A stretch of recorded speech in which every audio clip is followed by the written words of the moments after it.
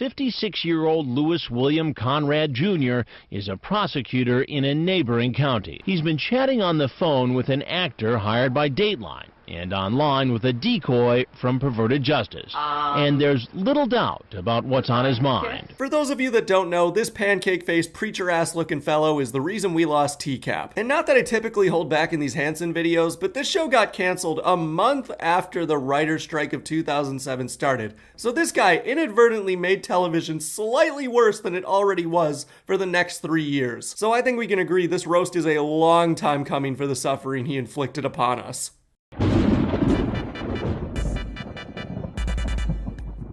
What's crack-a-lackin', everybody? Hope your day is going fantastic, because today I'm here to make fun of a guy who made all of our lives slightly worse.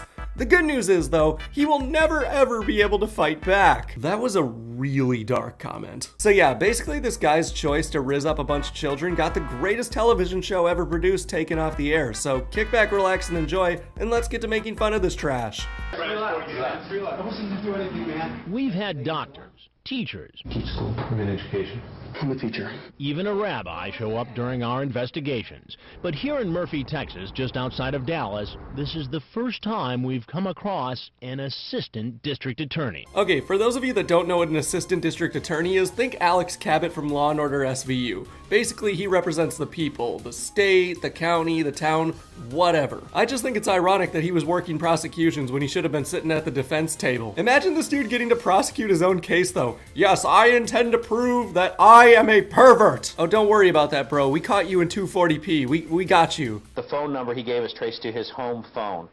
Using the screen name InExcess00, the 56-year-old chats with a boy who says he's 13. Who did he blackmail to become the ADA? Because homie's got a negative 2 IQ using his home phone to talk to 13-year-olds. Forget the cops catching this guy. This is a landline, so what if his wife decides to pick up one of the other phones in the house? Hey, little boy, what you doing to yourself? Bill, this is your wife. We're getting a divorce. You know, in that case, homie better have a prenup, otherwise she's gonna drop that dime and he's gonna have a boyfriend. You're hot and in college. You can get all the guys you want. Why me? To me, you're hot. Why? I like younger. Homie is whipping out the moves only a child could love. I mean, this dude just knows his audience. If I tried to use this line at a bar, a girl would probably look at me like, I mean, this dude is smoother than warm butter covered in gravel, and if I ever decide to become a creep, I gotta look up this Riz Master's lines. Is that your Yes. It looks huge. Please don't trade it, Luke, okay?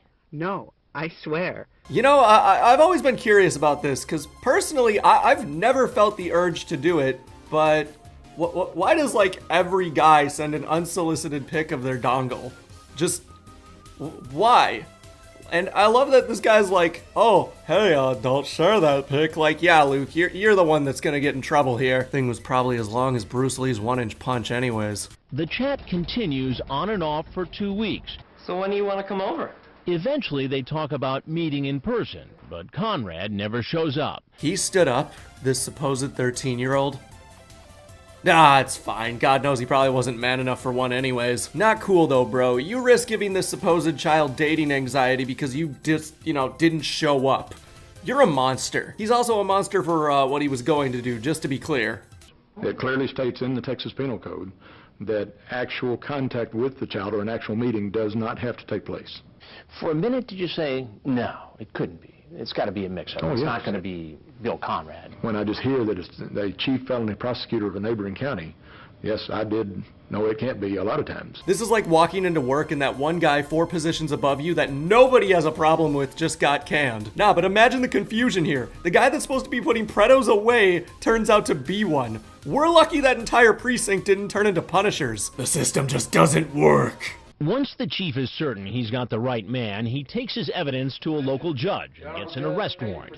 He also decides to involve the police in Terrell, the town about 35 miles away where Conrad lives. So basically they're like, okay, we're going for the final boss. We're gathering our party, going to the gas station, getting some curatives, and we're gonna take this guy down. Basically assembling the local Avengers because they know this is going to be the greatest arrest of their career. Dude, I just hope they have a really good healer in their party. I mean, this guy's probably as strong as he is creepy. We go along to witness the arrest and possibly get a chance to speak to the prosecutor. This sergeant, who has known Conrad for more than 20 years, has been put in charge. One thing I didn't ask you, does this guy have any weapons? I would have to say no to my knowledge right now. Was have other weapons? It's Texas! I'm surprised their state bird isn't a bullet with the rootin' tootin' cowboy image they're trying to cultivate down there. Seriously, I don't think I've ever heard a dumber question, and I've worked in customer service for the last 10 years. A sergeant who's known the prosecutor for more than 20 years knocks on the door. We really hoped, as they knocked on the door, that Mr. Conrad would peer out through the peephole, through a window or whatever, and he would see a face that he would recognize, and that he would easily open the door and talk, and then we could approach at that time and say, this is why we're here. What a fantastic plan. I mean, a familiar face at the door, he's probably gonna see through the peephole and go, hey man, what's up? And then bam, cuffs slapped on him. I mean, that's not what happens, but I gotta give him props. It was a good idea. Then we hear a faint crack as the officers force their way in. For almost 5 minutes, we don't see or hear anything. Then Lieutenant Adana Barber of the Murphy Police Department comes out and tells us what happened.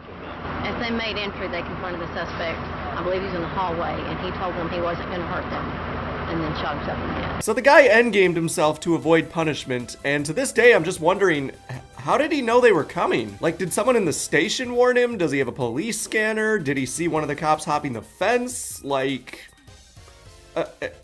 they sent someone he knew to his door, so who tipped him off? I know, I'm not really giving you jokes here, but it's not something I want to heavily make light of. I'm just curious, because I don't think we ever find out. It was a devastating tragedy, a shock to all of us when the 56-year-old, a man who has prosecuted criminals for more than 2 decades... Listen, the loss of a life is terrible, but I don't think we can call this a devastating tragedy. It's not like we just lost Tom Holland here. That is a predator. A predator that was supposed to be putting other predators away. You guys are acting like Santa Claus just committed a Pearl Harbor. I'm just saying, calling this a devastating tragedy is a bit of an upsell. Conrad's boss, Ray Sumrow, the district attorney in Rockwall County, has been critical of Chief Myrick, saying he rushed to make the arrest without consulting him first. Sumrow claims the chief was more interested in Dateline's cameras than in justice. God dang, way to pass the blame. I mean, dude gathered an entire other precinct and you're like, I don't think he did enough to prepare for this. I mean, it's not like the guy had committed a violent crime yet, but he had no way of knowing that the ADA knew they were coming. Dude rolled up with an entire party and his boss is like, that man is a loose cannon. I'm just saying, I don't think there's anything else he could have done better. They were either gonna get the guy now or he was gonna make like ranch and dip.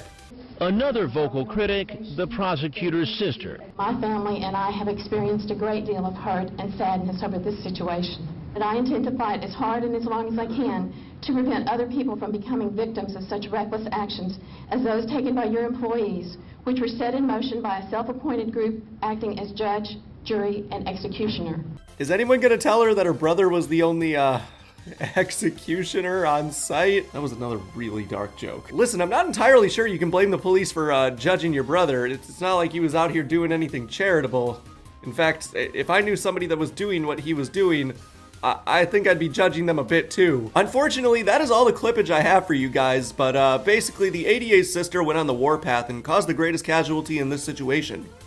The murder of To Catch a Predator. She was really out here campaigning that it was Tcap's fault her brother endgamed. Like, yeah, it had nothing to do with the horrible crime he committed and the hypocrisy of his position. She's like the exact kind of mom that would blame GTA or Call of Duty for a school standoff. Like, yeah, no chance the actual predator who was posing as a 19-year-old was, you know, a bad dude. It's that Chris Hansen. He's a bad influence. I'll put a link in the description below if you guys want to see some of the news stuff, because I just felt like it wasn't worth showing because it just restates, hey, the guy, and the woman's just on TV going, I mean, it's completely the television's fault. Hansen and that overzealous police station was probably just trying to get a nice lawsuit out of it. Anyways, if you enjoyed the video, like and subscribe to the channel. It does help me out a ton. Otherwise, try not to do anything too stupid. Please keep yourself safe. And until next time, this is Thundross signing off.